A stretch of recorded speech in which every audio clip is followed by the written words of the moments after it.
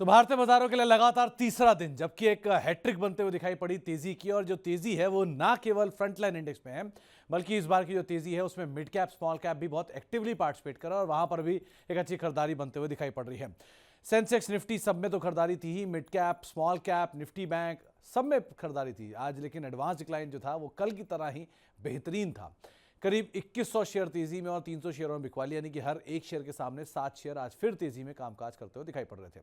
आज निफ्टी आधा परसेंट 1/4% की आसपास बढ़त नजर, सेंसेक्स फ्लैट था मिड कैप इंडेक्स में, लेकिन 2.5% की बढ़िया रफ्तार थी और स्मॉल कैप इंडेक्स भी करीब करीब 2.25% की तेजी के साथ कामकाज कर रहा था। निफ्टी बैंक करीब 1% ऊपर था, लेकिन निफ्टी आईटी इंडेक्स में करीब 1% के आसपास एक गिरावट आज के सत्र के अंदर आते हुए दिखाई पड़ी। इसके अलावा अब निफ्टी के टॉप गेनर लूजर आपकी स्क्रीन पर आएंगे।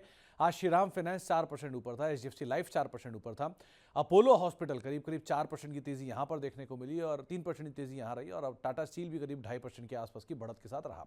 आज गिरने वाले शेयरों में तमाम आईटी दिखेगा आपको, टेक महिंद्रा साथ साथ 2.5% नीचे, इसके अलावा टीसीएस 1.5% नीचे, इन्फोसिस 1.5% नीचे और साथ साथ आईटीसी करीब करीब 1.5% बिकवाली यहां पर भी आते हुए दिखाई पड़ी। तो निफ्टी के बढ़ने वाले और गिरने वालों में आज आईटी इकलौता सेक्टर था जो कि सीवियर डैमेज के साथ कामकाज कर रहा था। मिड कैप में आज दिन था डिफेंस का, जबरदस्त तेजी, मसगांव डॉक 11% ऊपर, कोचिन शिपयार्ड 9% ऊपर, जेएसडब्ल्यू इंफ्रा 7% ऊपर और पीवी फिनटेक 7% तेजी यहां पर देखने को मिली। गिरने वाले शेयरों में आज थोड़ा बहुत प्रेशर था, फिनिक्स में 3% नीचे, नाइका 1.5% नीचे, परसिस्टेंट 1% नीचे और कोलगेट करीब करीब 0.5% नीचे, ये भी कामकाज कर रहा था। आज स्मॉल कैप में भी आपको डिफेंस ही दिखाई पड़ेगा, जहां पर खरीदारी थी गार्डन रीच में 20%, एक लंबे अंतराल के बाद तानला प्लेटफॉर्म 18% चला, एचबीएल इंजन करीब 13% ऊपर और राइट्स रफली 9% के आसपास की बढ़त यहां पर भी आते हुए दिखाई पड़ी। आज गिरने वाले शेयरों की बात किया स्मॉल कैप में तो नवीन फ्लोरीन 4% नीचे था, जी एंटरटेनमेंट 2.5% नीचे, ज्योति लैब 2% नीचे और कैस्ट्रॉल करीब करीब 1.5% के आसपास की बिकवाली यहां पर भी आते हुए दिखाई पड़ी।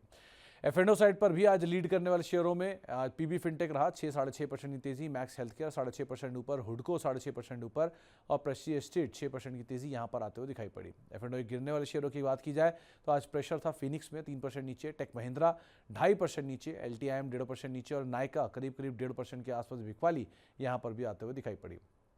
खबरों के दम पर आज जिन शेयरों में हलचल थी उसमें वोडाफोन आइडिया, स्टारलिंक के साथ करार की बातचीत के इम्पैक्ट 5% ऊपर, टाटा स्टील वो ड्यूटी लगने की खबर के बीच में 2.5% ऊपर, टीसीएस में करार हुआ लेकिन उसके बावजूद भी शेयर 1.5% नीचे और बजाज ऑटो जो सीईओ के एक्सटेंशन की खबर के बाद 1.5% के आसपास की बढ़त यहां पर देखने को मिली। आज साल के नए ऊपरी स्तरों पर एक लंबी सूची बनी। इंडिगो अब ये दुनिया की चौथी सबसे बड़ी एयरलाइन बन गया है। मुथूट फाइनेंस करीब 4-4.5% तेजी में ये रहा, चंबल फर्टिलाइजर 3.5% ऊपर रहा, बजाज फाइनेंस आज साल के नए या फिर के लिए लाइफ के नए हाइज बनाए, 44% की सीएजीआर से बढ़ने वाला शेयर 27,000% का रिटर्न पिछले 15 साल में दे चुका है। इस तरह के रिटर्न के साथ बजाज फाइनेंस अपने नए ऑल टाइम हाई पर और कोटक महिंद्रा बैंक भी अपने नए 52 वीक्स हाई को हिट करने के बाद आज फ्लैट टू नेगेटिव साइड पे बंद हुआ। आज साल के निचले स्तर किसी स्टॉक ने नहीं बनाए। तो बाजार की इस तेजी के बीच में अब ये तो रहा आज का दिन, अब कल के लिए स्ट्रेटेजी क्या हो। आशीष बहेती मानते हैं कि कल भी आपको बाजार में तेजी ही खेलनी है। करीब 23,300 के टारगेट्स के लिए आप खरीदारी करेंगे, 22,700 अब आपका एक स्टॉप लॉस होगा कि 22,800 के इर्द गिर्द हम है। सो 22,700 आपका एक स्टॉप लॉस और 23,300 के टारगेट के लिए आप खरीदारी करेंगे। निफ्टी बैंक उसको सपोर्ट करेगा, वहां पर भी आप खरीदारी देखेंगे। करीब 50,000 के टारगेट्स के लिए आप निफ्टी बैंक में खरीदारी करेंगे। 49,500 का एक स्टॉप लॉस यहां पर मेंटेन करके चलने की राय आपको दी जा रही है। तो लॉन्ग साइड पे स्ट्रेटेजी और लॉन्ग साइड पर भी आप निफ्टी बैंक दोनों को ही देखेंगे। इसके अलावा आप कल के लिए इंपॉर्टेंट ट्रिगर क्या है, पहले तो आज फेड की बैठक जो 2 दिन की बैठक है वो आज रात को उसका आउटकम आएगा, तो उसके आउटकम का इंपैक्ट कैसा रहता है वो इंपॉर्टेंट है। 20 मार्च को एरिस इंफ्रा सॉल्यूशंस का आईपीओ खुलने वाला है, सो इस आईपीओ पे आप नजर रखिएगा। 20 मार्च को ही यूएस के मौजूदा घरों की बिक्री के आंकड़े जो है वो आते हुए दिखाई पड़ेंगे। बैंक ऑफ इंग्लैंड की पॉलिसी बैठक का फैसला होगा, यूके की बेरोजगारी दर के आंकड़े जारी होंगे। तो ग्लोबल क्यूज तो आपके लिए रहेंगे ही, प्लस डोमेस्टिक क्यूज पे भी आपको न्यूज़ फ्लोज हैं, इवेंट्स हैं, ऑर्डर्स हैं। आप भूलिए नहीं कि आप 31 मार्च की तरफ जा रहे हैं, तो ज़्यादातर कंपनियों के पास ऑर्डर्स आते हुए दिखाई पड़ेंगे, चाहे रेलवे हो या फिर इंफ्रा स्पेस पे। तो इन सब के ऊपर भी आपको नज़र बना के रखनी होगी और इन आंकड़ों के बीच में बाजार में वोलेटिलिटी थोड़ी सी होते हुए दिखाई पड़ सकती है, तो उसको भी आप ज़रूर ध्यान रखिएगा।